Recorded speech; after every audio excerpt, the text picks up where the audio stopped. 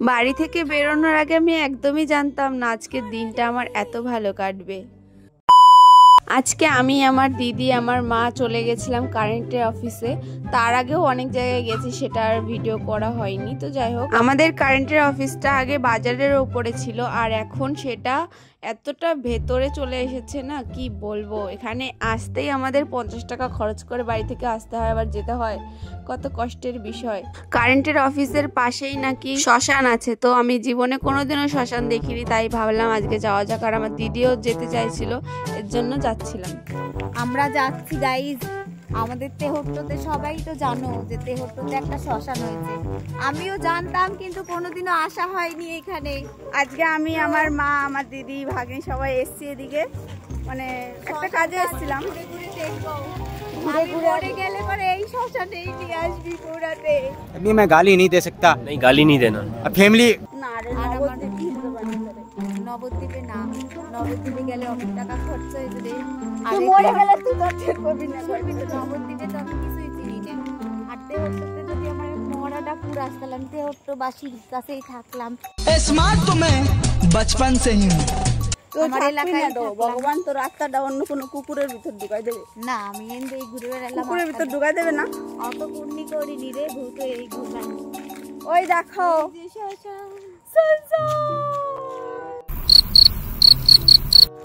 এত খুশি তো আমরা আম্বানির বাড়ি দেখলেও হবো না, যতটা খুশি আমরা এই শ্মশান দেখে হলাম।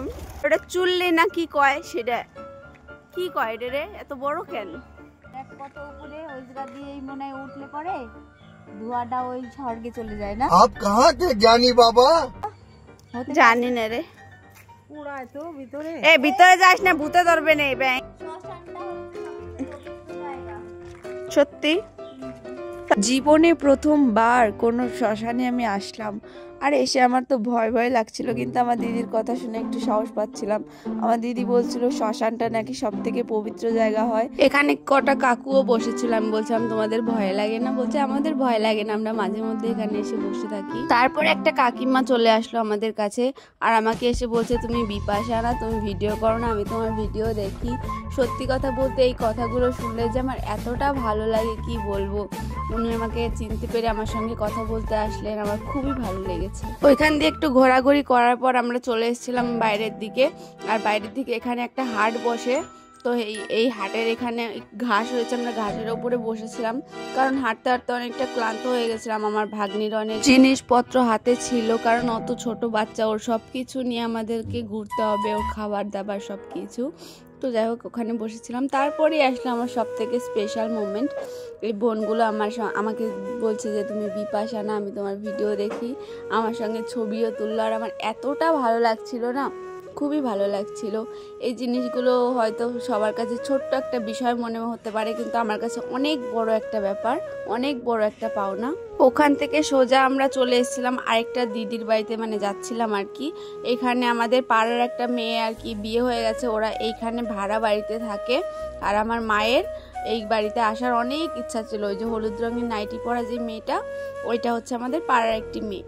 আমার মা এখানে, ও থাকছে হচ্ছে 13 বছর হয়ে গেল। আর আমার মায়ের অনেক দিন ধরে ইচ্ছা যে এই বাড়িতে আসবে, ওর বাড়ি ঘরটা দেখবে। তো এই কারণে আমরা এসেছিলাম। আর এই যে দিদিটা হাই দিল, ওই দিদিটা হচ্ছে ওই দিদিটার বান্ধবী। এর জন্য আমার দিদি ওদের বাড়িতে বেড়াতে এসছে, মানে ঘুরতে এসছে আর কি আজকের জন্য। এর জন্য আমরাও জানতে পেরে আমরাও আজকে আসলাম ওই সূত্রে। তো আমার মায়েরও দেখা হয়ে গেল, তো সবার ইচ্ছাই পূরণ হয়ে গেল। তারপরে আমার দিদি দিয়ে দিয়েছিল সিঙ্গারা সবাইকে, সেটাই খাচ্ছিলাম, দেখো মজা করে। আর আমার এই দিদি না মুরগির ছাল খেতে অনেক পছন্দ করে, আর এই জন্যই যে দিদির বাড়িতে বেড়াতে এসছে, ও মুরগির ছাল নিয়ে এসছে যাতে আমার দিদি খেতে পারে। আর এটা হ্যাঁ, সবাই অনেকেই আমার বাড়িতে পছন্দ করে এটা খেতে। আর এটাতে একটু নোংরা নোংরা থাকে, সেগুলো আর কি পরিষ্কার করতে বলছিল, তাই আমি একটু ওদের সঙ্গে পরিষ্কার করছিলাম। আর আমার দিদি দেখো রান্না করছে। আর যেই দিদির বাড়িতে বেড়াতে এসেছি, সেই দিদি আবার সমস্ত মশলাপাতি সব কিছু গুছিয়ে আমাদেরকে দিচ্ছিল, মানে দিদিকে দিচ্ছিল, আর দিদি রান্না করছিল। আর আমার দিদি কিন্তু খুব ভালো রান্না করতে পারে। হ্যাঁ, এই দিদিটার বাড়িতে গিয়ে অনেক অনেক ভালো লাগছিল আমার। আর দিদি বলছিল যে তোরা এসছিস, আমার না খুব ভালো লাগছে, এরকম মাঝে সাঝে আসবি তোরা। আর এইদিকে দেখো আমার ভাগ্নিকে আমার দিদি একটুখানি খাইয়ে দিচ্ছিল খাবার। ও তো খেতেই চায় না, তাও জোর করে খাওয়াচ্ছিল। দেখো ফেলে দেয়, খায় তো না, সবটাই ফেলে দেয়। আর এদিকে মা এখন খাইয়ে দিচ্ছে। সারাদিন এদিক ওদিক হাঁটাহাঁটি করার পরে না কষ্ট হয়ে গেছে, এর জন্য আমি আর আমার দিদি শুয়েছিলাম আর মা খাইয়ে দিচ্ছিল।